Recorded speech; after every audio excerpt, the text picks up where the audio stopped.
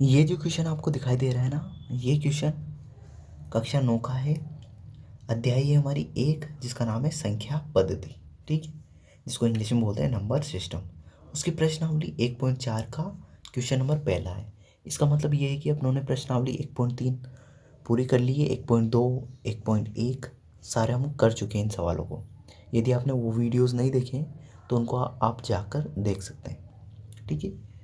अब जो आज का जो क्वेश्चन है अपना, क्वेश्चन नंबर पहला, वो है उत्तरोत्तर आवर्धन करके संख्या रेखा पर 3.765 को देखिए। अब देखो अपनों को ये संख्या रेखा पर दर्शाना है कि कहाँ पर मिलेगा अपनों को, ठीक है। तो सबसे पहले तो इसको देखो आप,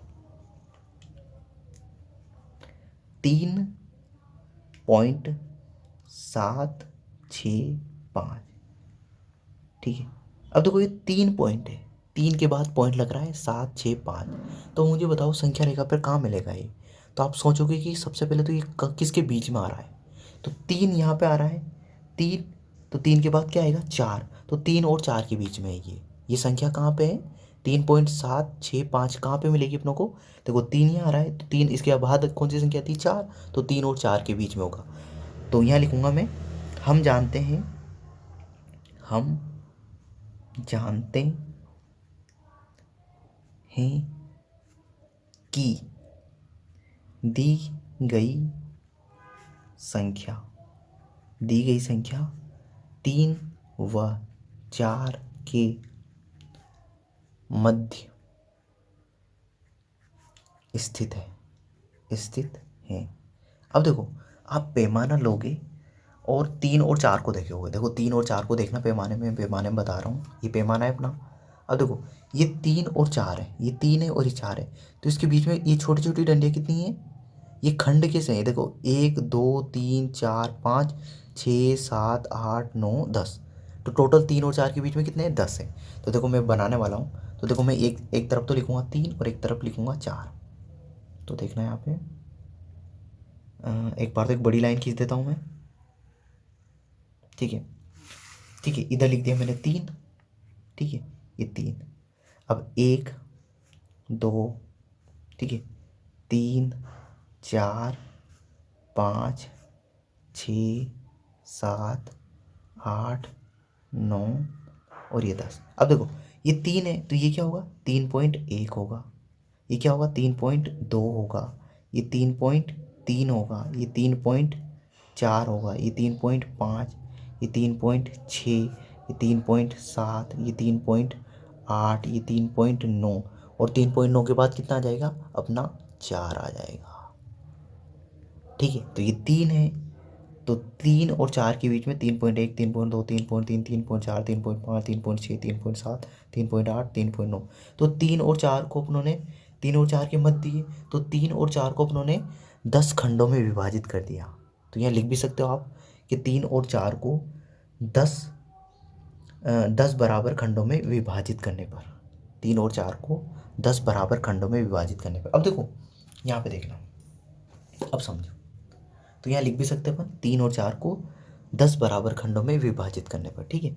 अब देखो 3.7, देखो ढूंढो, 3.1 3.2 3.3 3.4 3.5 3.6 3.7, तो देखो 3.7 आ गया अपना, तो 3.7। अब देखो 7, अब 3.7 आ गया अपना, तो ये 3.7। अब इसके बाद इधर आगे देखोगे आप तो 3.8 आएगा, कितना आएगा 3.8। तो ये जो संख्या है ये 3.7 और 3.8 के बीच में होगी, 3.7 और 3.8 के बीच में होगी। ये 6 5 है ना, ये कहाँ होगी 3.7 और 3.8 के बीच में।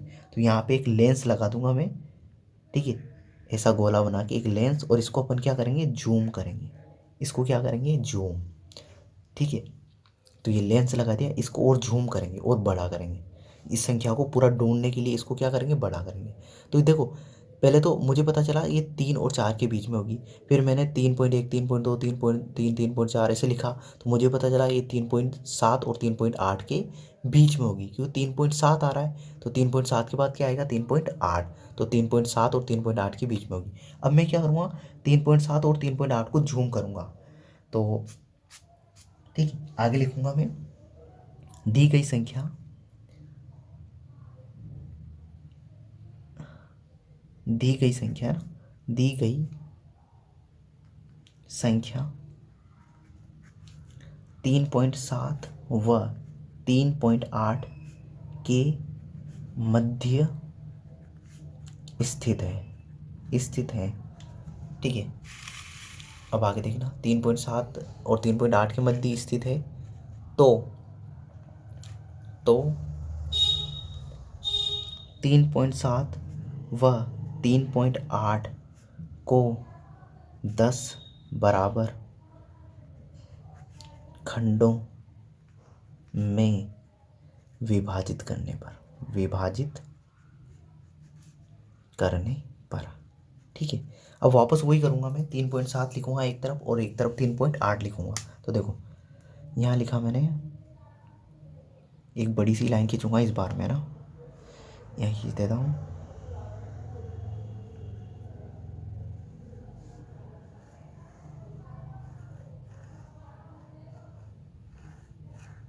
ठीक है, अब देखो यहाँ तो लिखा मैंने 3.7।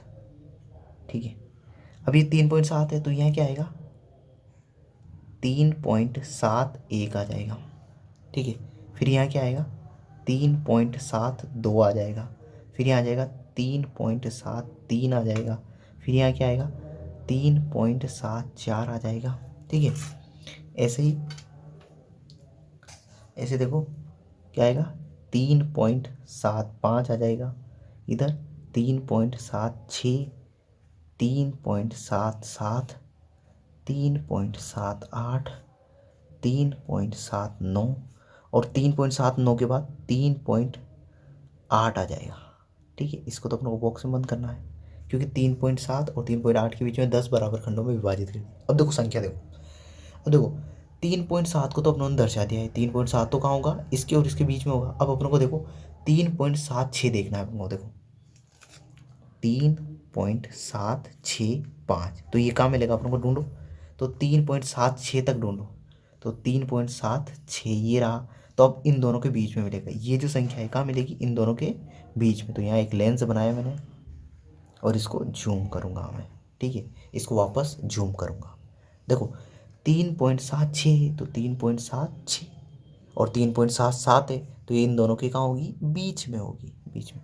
तो अब देखो इन दोनों को जूम करूँगा वापस। ठीक है, तो यहाँ लिखूँगा मैं, दी गई संख्या 3.76 व 3.77 के मध्य स्थित है, अतः 3.76 व 3.77 को 10, ठीक है, 10 बराबर खंडों में विभाजित करने पर।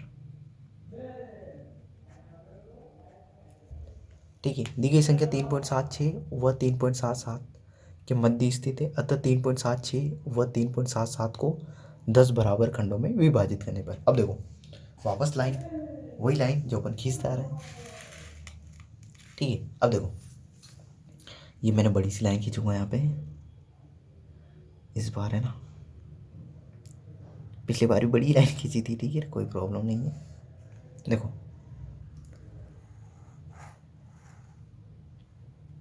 देखो, ये पेन कभी कभी अच्छे से चलता नहीं है, कोई बात नहीं, अपनी लाइन खींचिए।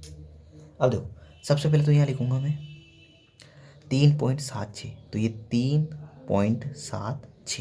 ठीक है, अब देखो ये तो बड़ा नंबर हो गया अपना 3.76, इसको बॉक्स में बंद कर लो।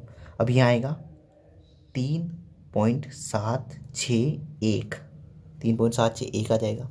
फिर इसके बाद 3.762, फिर 3.763, फिर 3.764, फिर 3.765, फिर 3.766, फिर 3.767, फिर 3.768, फिर 3.769 और फिर इधर आ जाएगा 3.77।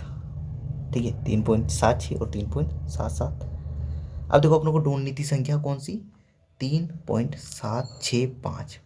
अब ढूंढो कहाँ है ये संख्या, तो 3.765 देखो, 3.761, 3.762, 3.763, 3.764, 3.765, ये आई अपनी संख्या।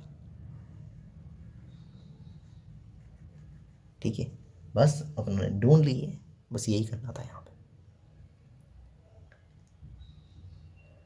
ठीक है, तो अपन यहाँ लिख सकते हैं कि 3.765, 3.765, 3.764 व 3.766 के मध्य मध्य स्थित है।